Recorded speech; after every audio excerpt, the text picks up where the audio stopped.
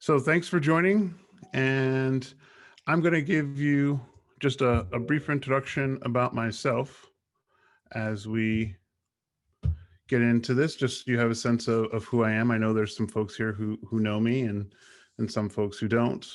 So as Pepe mentioned, I am probably more product coach as an agile coach, but I tend to lean more towards the product side and helping to work with product managers. So my background started like a lot of folks a few years ago, uh, about 99, 2000. I worked with IBM for a while, started off building custom software like lots of folks out of school, and was a business analyst and did lots of grunt work, writing test cases, that sort of a thing. And from there, moved on to EMC, worked in the IT department, 1,200 folks, and supporting software, the licensing group. And from there, started to learn about Agile.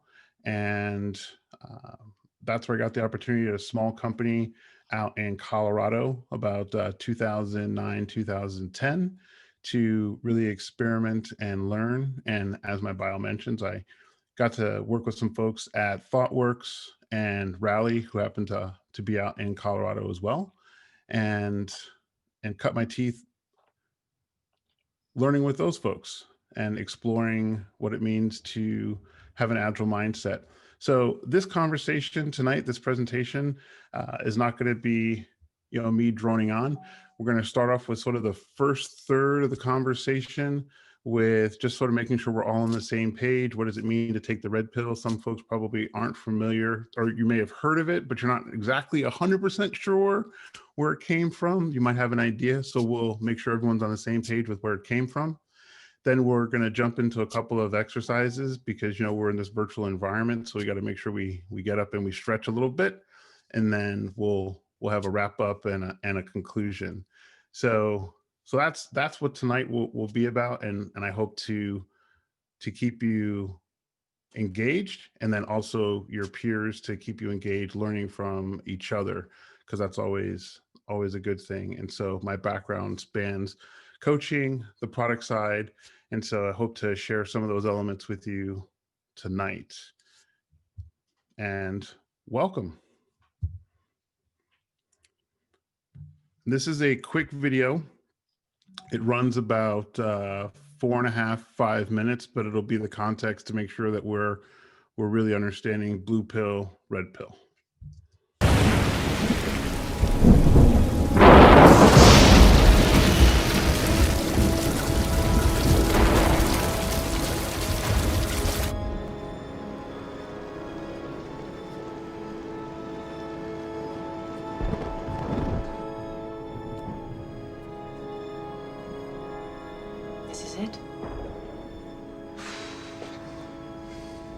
Let me give you one piece of advice. Be honest. He knows more than you can imagine.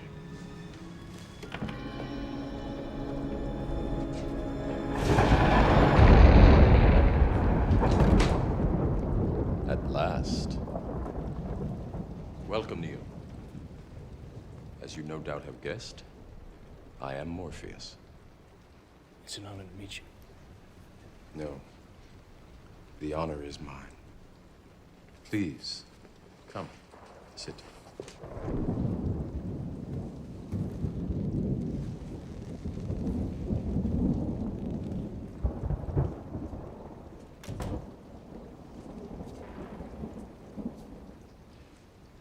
I imagine that right now you're feeling a bit like Alice. Tumbling down the rabbit hole? You could say that.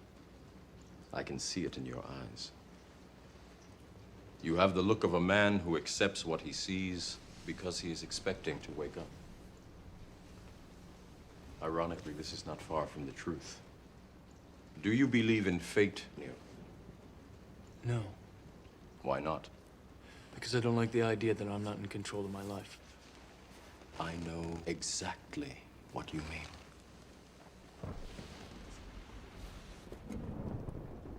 Let me tell you why you're here. You're here because you know something. What you know you can't explain, but you feel it. You felt it your entire life, that there's something wrong with the world. You don't know what it is, but it's there, like a splinter in your mind, driving you mad. It is this feeling that has brought you to me. Do you know what I'm talking about? The Matrix. Do you want to know what it is? The Matrix is everywhere. It is all around us. Even now, in this very room. You can see it when you look out your window or when you turn on your television. You can feel it when you go to work, when you go to church, when you pay your taxes. It is the world that has been pulled over your eyes to blind you from the truth. What truth? That you are a slave, Neo. Like everyone else, you were born into bondage, born into a prison that you cannot smell or taste or touch. A prison for your mind.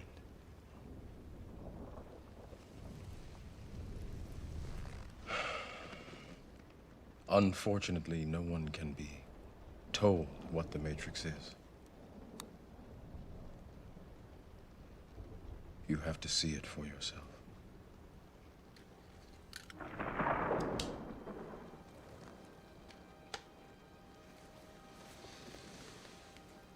This is your last chance. After this, there is no turning back.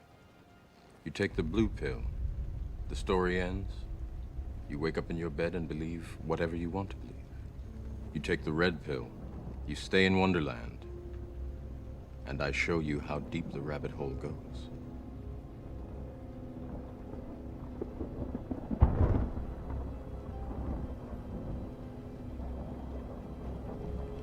Remember, all I'm offering is the truth, nothing more.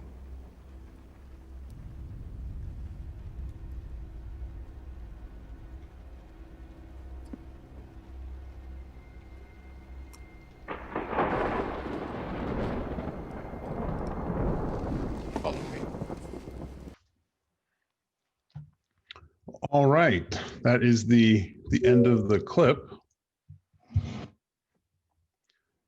So for those of you who are not familiar, that was a clip from the 1999 movie called The Matrix with Keanu Reeves. And that was the ultimate choice that he had to make, which was between taking the blue pill or the red pill. And so you now know the genesis between that. And so in common wording, it's either a noun or a verb, but usually we kind of think of it as a verb today, which is the idea that you're really going to see something for real. The unvarnished truth is the red pill. And that's what we're going to talk about tonight. And we're going to contrast the red pill with the blue pill as it relates to the agile mindset and the thinking. So that's what we're going to be talking about tonight. And this is the more sort of formal way of thinking about the actual definition of what the red pill is. All right. So a lot of us in coaching are familiar with the concept of shu-ha-ri, right? And so the idea is that shu is you've got these basic practices that you just follow, and in following them over time, you will get better and you'll learn your craft. That's most things in life, or that's pretty much everything that I'm aware of. And so the idea is that after you have followed the practices, then you understand and you get a greater understanding of the actual principles associated with those practices, so that occasionally you can cut loose a little bit and do things based upon your own interpretation of the things that you've been practicing. And then you advance further to get to right? And so now you are learning from your own mistakes, your own practices, that sort of thing. And so you're sort of on a curve, right? Or through the basic iceberg, right? You've got the basic, this is, got that covered. You're going deeper and then deeper, right? And so I like to take a sort of an alternate look at that. And that's what tonight's talk is about. Um, and so Shuhari is what a lot of us, or I should say myself, how I learned basic agile principles and learned about the mindset is you just go out and you just practice the principles. So prior to the Scrum Guide changing recently, right, we've all heard, hey, stand up should have specifically, hey, what'd you do yesterday? What are you doing today? And are there any blockers? And so you think about stand up and just following the specific pattern, and you get the ultimate results.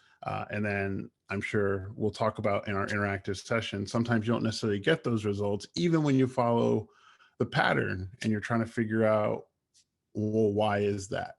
And so the blue pill component is, hey, there is really a fair amount to be gained by just following the practices, and you do ultimately get some benefit, right? And so contrasting that, the red pill here, which we'll get to in a moment, is really how you sort of supercharge that and really get significantly more.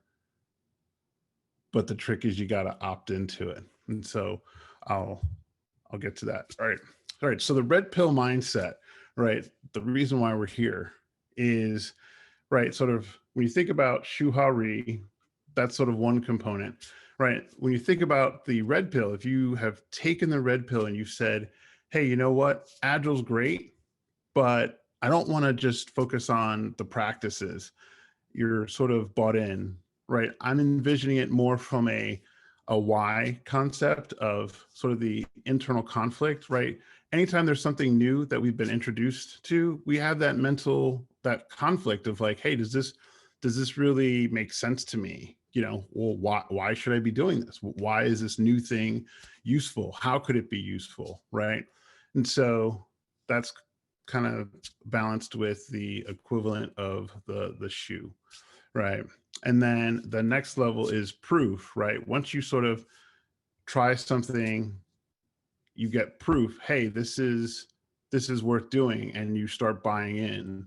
And ultimately, with the red pill approach, you end up with having a new why. You have a new ethos, a way of thinking about it that is your approaches based on a principle, and you're gravitating towards not just practices that you'll ultimately just get better. You're moving forward based upon, hey, this why of the mindset just makes more sense, right? So for those of us who came from, all of our stories are different, but some of you might resonate the concept of some folks came from project management, used waterfall, right? And so the way you sort of grew up in the profession is you learned how to come up with a Gantt chart, a work breakdown structure. And then someone just mentioned some ideas to you about, hey, what if you just iterate and you think about it differently? However that conversation went, you had some kind of conversation with someone, or you maybe read an article, something like that, and you just sort of instantly, it kind of clicked, right? It clicked in some way where you're like, wow, that's for me. And so you just sort of buy in. And so that's kind of the idea here, that instead of having lots of different experiences where you're just constantly banging away at the practices until you're able to break the rules, sort of given that traditional model that we've been used to, your mindset has said, hey, you've been exposed to something and it just makes way more sense to you. And so from a coaching perspective, the idea is, how do we identify those people that want that, right? So there's two options. You've got people that you're working with that sort of want the blue pill. And in this case, the blue pill is not a bad thing. The blue pill just means that that's just how they want to come to it. They want to come to it sort of through the conventional pattern of working at it, and at some point it will make sense. So we will go with sort of the typical rollout. The company has a process or framework. They're moving to Agile. Pick your framework, insert your framework here, and they'll just move that way. And that's a way that makes sense for them.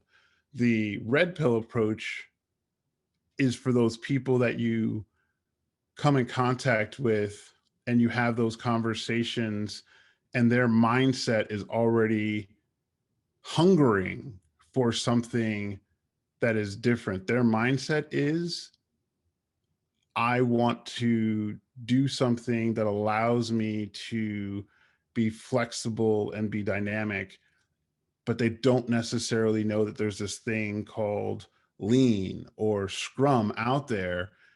And when you introduce it to them, they just start to fly. And so this is a way of looking at that and helping you work with those types of folks, because we've got two different types of folks that are out there who are looking for how to contribute to an organization. And some people work best by, hey, let me just work with the standard rituals and practice and principles. And some people say, hey, I just am thinking this way, and how can I start working as quickly as I can? And so that's the person who can be supercharged because their mindset's already wanting to work this way. So we're going to jump into one of our first activities so you don't just hear me jabbering on. So this first activity is a pretty good one. So you guys should be able to take some stuff back to your respective places and where you're working and where you're contributing today. So what we're going to do, I take it, Pepe, most folks are familiar with the breakout rooms here in Zoom. I guess, but Okay, well, I wasn't actually ready for that. I don't think that we practiced this, so we could wing it. okay. Nothing says winging it like trying it live, right? So Yes. before we go into the breakout rooms, here's what you're going to do. You're going to be on the clock for 7 minutes. And the idea here is, so step one you'll see is get into our breakout rooms. And then within the breakout rooms, you're going to work on A and then B. And then so A is you're going to discuss all the patterns that you've used in the past 6 months for retrospective. And if you haven't conducted a retrospective because you're in a role where you don't specifically work on retrospectives, then you can say it's a postmortem or anything. So it's anything where you've just had a conversation about what we'll say closely resembles a retrospective. We don't need to be hard and fast about it. And so the idea is, how did the group you were working with in this, we'll say something that's close to a retrospective, give gratitude to other team members? So how did you say thanks to your team members or to the larger executive team? If you're an executive, right? What did that look like? How did you guys give thanks? And then part B, come up with some alternate ideas for how you would express thanks, given sort of the world we live in today in the upcoming 6 months. So it's January. So, between now and 6 months from now, how will you actually give thanks to the folks you're working with? Does that make sense? Before we jump in, does everyone kind of get the two different parts of what we're going to do in this session? It's sort of like, what have you done the last 6 months to gather thanks? And then what are you going to do in the next upcoming 6 months to gather gratitude? How do you want the breakout rooms to work? I'm creating the breakout rooms. Are you doing it? Okay. Yes. Justin, how many minutes are the breakout rooms going to last? What is that will help me determine how many folks per room. What is the timing of the activity? 10 minutes? I think we should go with 10 minutes. Just thinking about it now, I think part A, part B, they'll give people 5 minutes for each one. Okay, so I'm opening all rooms now. Folks, please pay attention to your screen prompt. And we'll see you in about 10 minutes.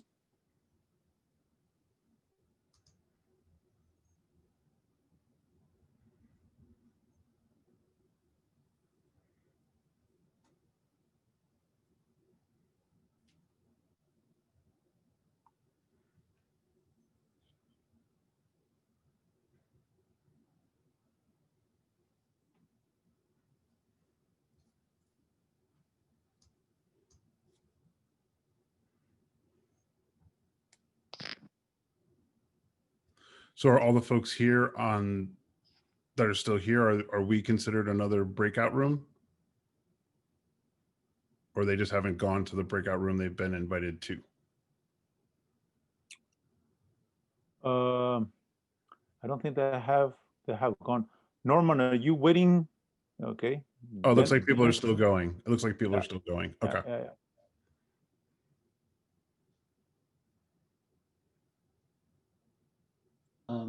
I haven't received an invitation to a breakout room. Okay, just give me one moment, okay? Sure.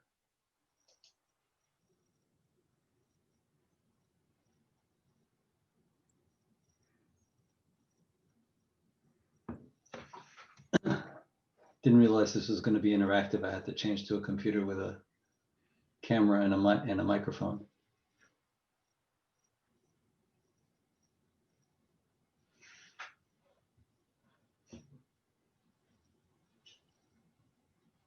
One second.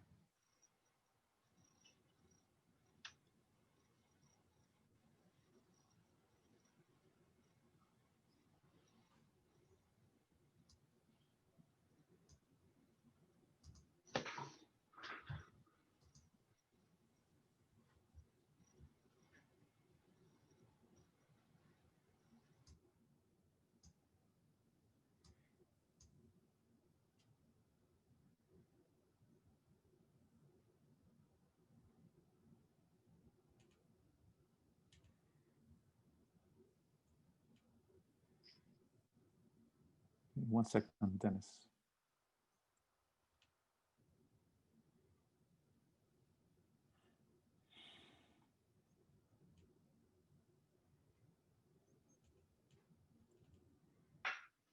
It's okay. If technology worked, we'd all be out of a job.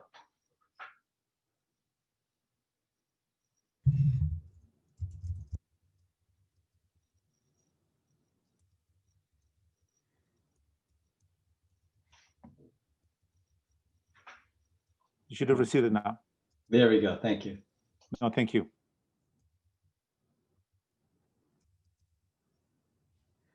Oops. Oh, Sorry, Pepe. no, it's okay. It's okay. It's okay. It's okay. I thought we had talked, but I direct messaged you because Nancy had a question and I sent it to you and not to everyone. It's okay. It's okay. It's working out. It's just that I don't remember. I don't remember I don't remember that we practiced the breakout room sessions. And if we did, it was probably with the confidence that, you know, it's an easy thing to do. The ironic part. Yeah.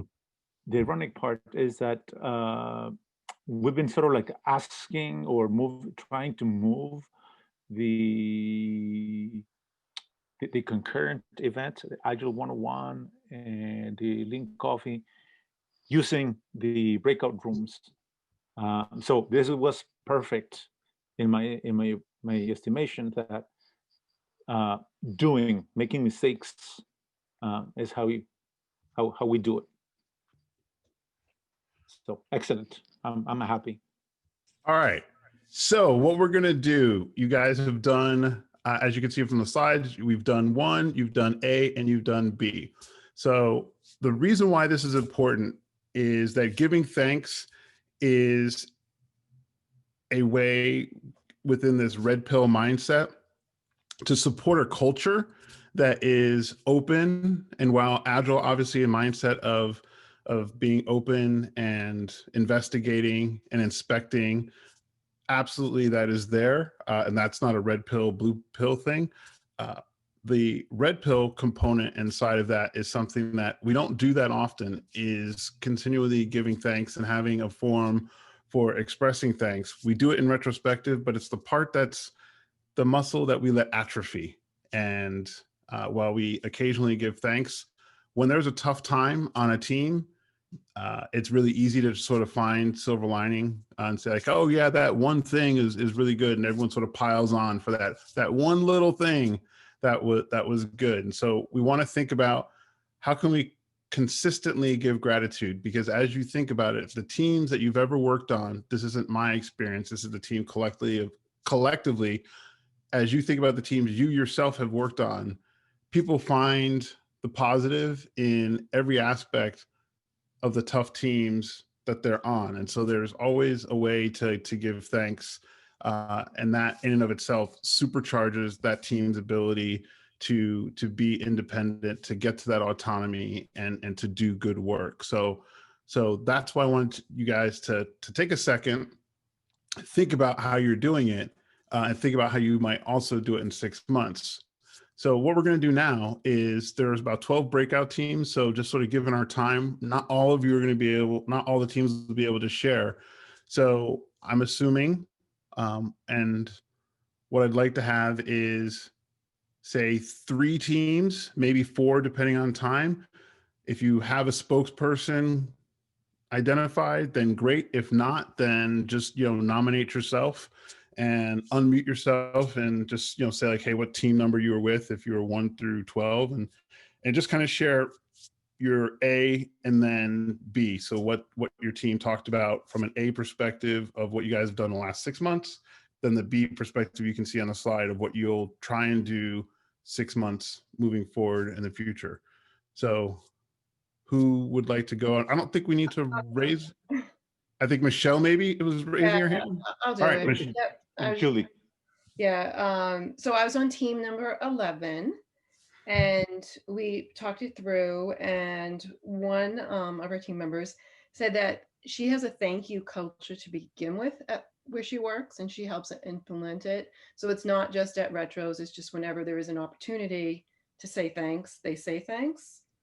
Another woman talked about they had a campfire conversation where they would talk about gratitude, and then people who attended would go back and take action and do at least one thing, like a thank you note or a thank you something outside of it. And then 2 of us, myself included, we both had the concept of at Retros where you'd write on a piece of paper, have everyone on the team write little pieces of paper like this, where they would write a thank you to someone else on the team. And they could have a couple pieces of paper, like, I thank Amy for being so thorough in QA. And I've done this a number of times with my own teams, and everyone gets thanked. It just works out that way, so it's not just that everything's piled on one person. So that's pretty much what we talked about. Great. Thank you, Michelle. That's it. Julie had also raised her hand, and then David and Diane. Okay, so I'll speak for Team 6. So we had a lot of them. We gave people chance to work on something that they want in the next sprint, or pizza party was another one.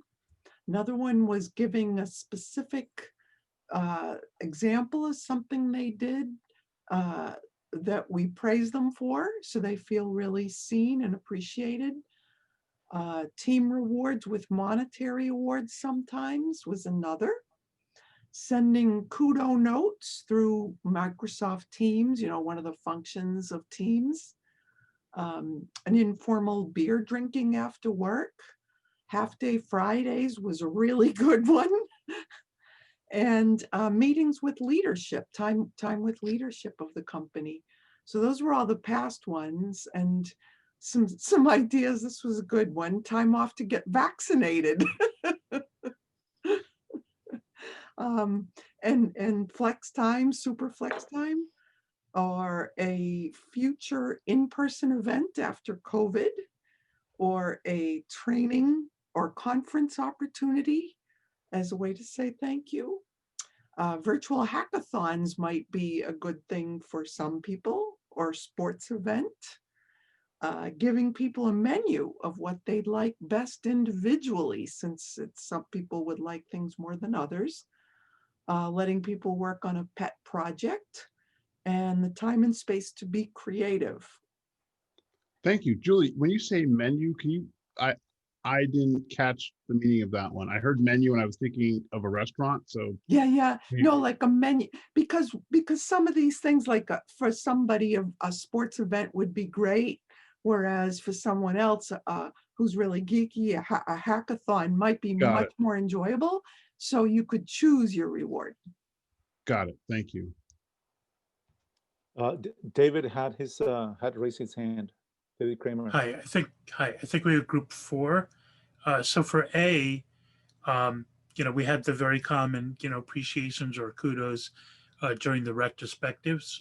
We did make note that, you have to have a reason for doing it. You can't just say, I appreciate that person and then that's it, because otherwise everybody just thanks everybody and there's no value to it. One person came up with an interesting thing of doing it during the stand-up, which makes it more immediate, because it can, thank somebody for doing something just the previous day or that day, something like that. Another suggestion we came up with was doing small rewards like chocolates or Starbucks gift cards, but again with a note about what it's for and what you're getting the kudos for, because otherwise it doesn't have as much value. For our B, one thing that was suggested was, and this is a little similar to what Julie was suggesting, is free story points to do what you want with in future sprints, to buy you the freedom to work on a pet project or something. But it doesn't cost the company anything. There was another one where you get a certain number of appreciation points given to you, and you get to give those to others, and then those other people can exchange that. It's sort of like dot voting, I guess, and they can exchange it for gift cards or whatever. And the last one was an interesting concept, which is team level appreciations, not just appreciating one person, but appreciating a whole team to enhance team cohesion and team responsibility. Great. Thank you so much. Thank you, David, for the sake of time. And I want to give you guys one more breakout session because you guys are really did a great job in this. And I think it's great that if we have the breakout session, you'll be able to collaborate tonight on this next topic, which I think will be really great. So thank you. We're going to just shift to bullet number 3 now. And I'll just review quickly some of the things that I've done. And so you guys had great suggestions, and I'll just say I'm going to copy some of those at work. So the people that I work with who happen to be on this, don't we reuse some of what our peers. Slide. Say again?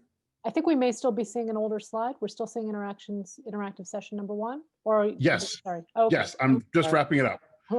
So number 3, I wanted to share a couple of ideas that weren't mentioned, but there was probably about another 9 teams that didn't get to share.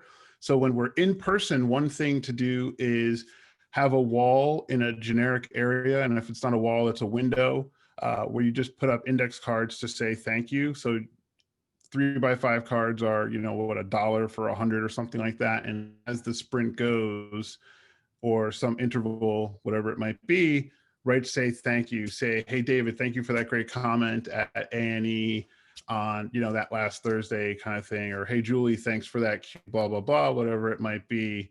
And as someone's writing in our chat, wins, and you're putting it on 3x5 cards and people can see it throughout the sprint. And then the next one is having the 16th minute parking lot. If some of you do that for stand-up, where you can just say like, hey, Dennis, you helped me out late last night, and I know we're all working at home. Thank you for helping me, ship, do something, whatever it might be, and just acknowledging it the next day. And so that's another element of just buying into that red pill mindset in your day-to-day, because it automatically just gets you good things. It's compound interest. And then given our virtual environment, another way to really sort of reinforce this is taking 2 to 3 minutes to express during sprint review retro. We've already covered that. So that's an easy one if you have a shared tool like Mural or Teams, whiteboards, that sort of a thing. Another one is a hybrid histogram, right? So if you've ever used the happiness histogram, right? And so the idea here is you take your histogram and then you, on the specific histogram where someone would vote, if you're using stickies, you have to do it in the sticky approach with your histogram. Just write down what you're thankful for and then rate it. Like, I'm really happy on the scale of 1 to 5 for something that someone did, versus number 1, I'm happy, but not as happy as compared to someone really helping me late last night to do something. And so that's another approach, sort of given our virtual nature, where you can express that. So we're going to move on to the next slide. So this one's going to be, I think, pretty good for all the folks talking about red pill and thinking about that red pill culture. There's folks, it's kind of that constant debate between strategy and operations. And that's kind of how I think about this slide. So we'll do breakout rooms, but we're not going to go for 10 minutes. We're going to go for, say, 7 minutes, just because I want to be mindful of your time. You guys have been in video chats all day.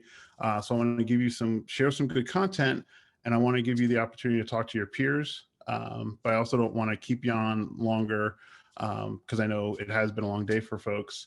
And so the idea here is you look at box A.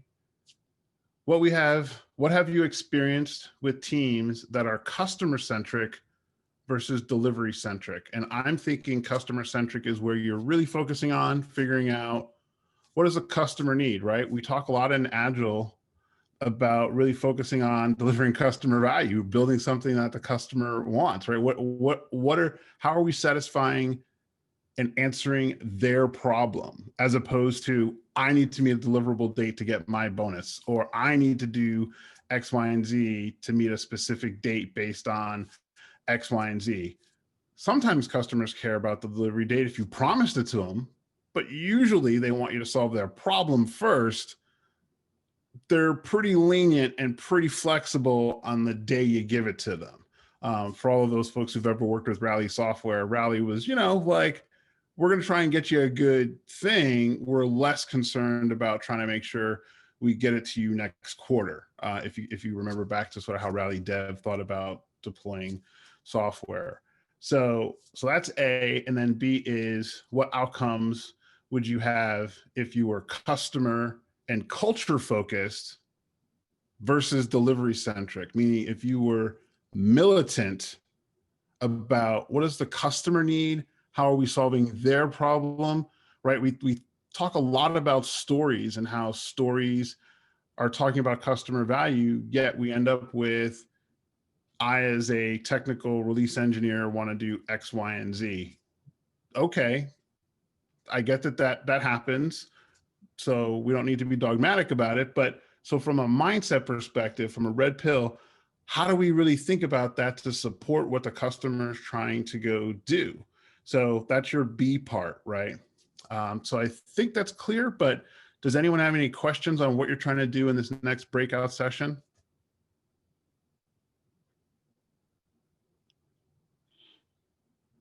Okay, so Pepe, can you line them all up, teams 1 through 12, and then let's go for just 7 minutes and just really quickly try and focus on A and B. So what have you experienced with teams that are customer-centric versus delivery-centric? What have you experienced? And my hypothesis here is that when you're red pill focused, you're really thinking about the customer. And so my example here is, if you think about Zappos, anyone who's ever sort of interacted with Zappos right before the acquisition of Amazon, and to some degree after the acquisition, just hyper-focused on the customer. And what does that look like versus delivery centric?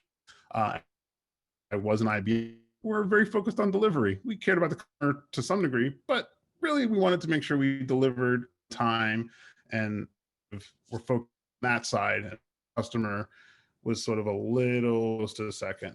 Not in a bad way, but just not number one by far. And then the B box is, what what outcomes would we have if we were very customer focused and customer centric, and that was our culture, and what do you think the outcomes would be? So that's this exercise, 7 minutes, and then we'll come back and then we'll start to wrap up. And I think there's another mentee for you guys to see some value out of this, because I want to learn from all of you guys, and hopefully we've learned from each other. Wrap up tonight. All right, so the next chunk, I think Pepe's got a couple things he wants to share with you, some mentee things, and then we're going to go to what you guys talked about in the group, and then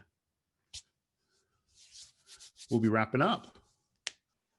All right, so you've broken out into groups. You talked about block A and you talked about block B.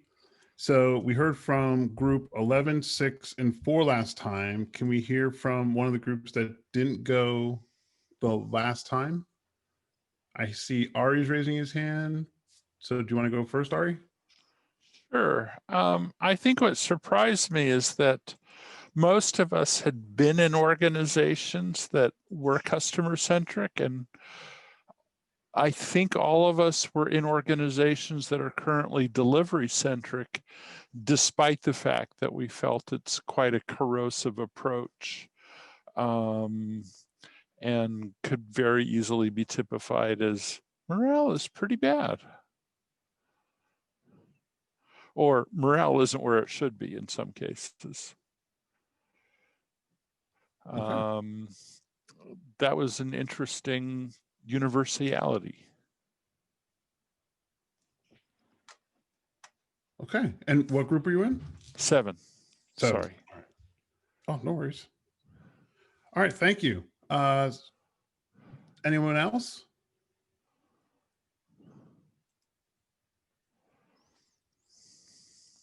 I don't see any hands, I guess, on video. Has anyone raised their hand virtually?